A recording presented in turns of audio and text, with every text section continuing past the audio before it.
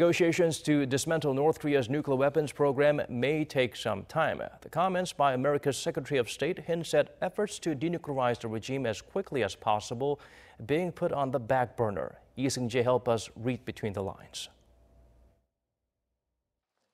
A day after U.S. President Donald Trump stated there was no time limit attached to the dismantlement of North Korea's nuclear weapons program, his top diplomat Mike Pompeo echoed his boss's remarks at a cabinet meeting on Wednesday, saying the negotiations may take some time.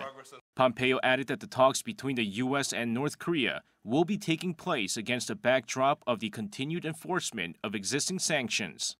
His assessment comes roughly 5 weeks after President Trump and North Korean leader Kim Jong-un agreed at their summit in Singapore that Pyongyang would work towards the complete denuclearization of the Korean Peninsula in exchange for security guarantees from the U.S.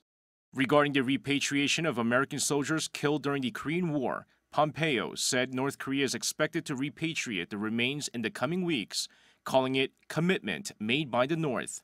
A senior U.S. defense official says Washington hopes North Korea returns about 50 sets of remains within 2 weeks, but the details are still thought to be sketchy.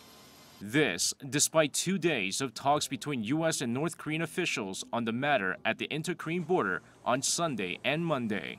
Pompeo traveled to Pyongyang earlier this month, hoping to agree a roadmap for the regime's denuclearization, but he left empty-handed, and progress has been slow ever since.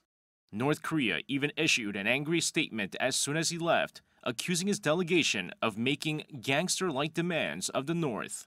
However, despite the bluster, Pompeo is keeping his chin up, saying while more work is needed, the two sides find themselves in a, quote, very hopeful place. Lee Seung-jae, Arirang News.